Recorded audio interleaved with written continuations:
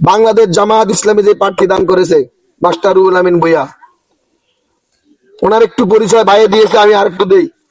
ওনার জীবনে কোনো চাওয়া পাওয়া নাই, ওনার ছেলেও নাই, মেয়েও নাই, দুইজন ওনারা স্বামী স্ত্রী। ওনাদের নামে যত সম্পদ ছিল ওনারা সব কিছু আল্লাহর জন্য দান করে দিয়েছে। মৃত্যুর পর ওনাদের আর কিছু থাকবে না, যা যখন ছিল ওখানে একটা মাদ্রাসা করে দিয়েছে। তাহলে ওনাদের তো চাওয়া পাওয়া নাই, ওনাদের চাওয়া পাওয়া জনগণের খেদমত করা।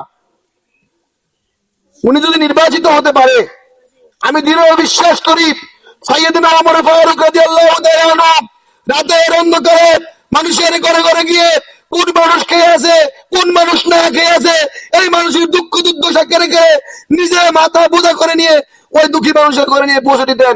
আমি বিশ্বাস করি জামায়াত ইসলামের এমপি যদি নির্বাচিত হয়, আমরা মানুষের অধিকার পাওয়ার জন্য এমপি সাহেবের কাছে যেতে হবে না, এমপি সাহেবের প্রতিনিধি বাড়ি পর্যন্ত মানুষকে তার অধিকার ফিরে দেবে ইনশাআল্লাহ।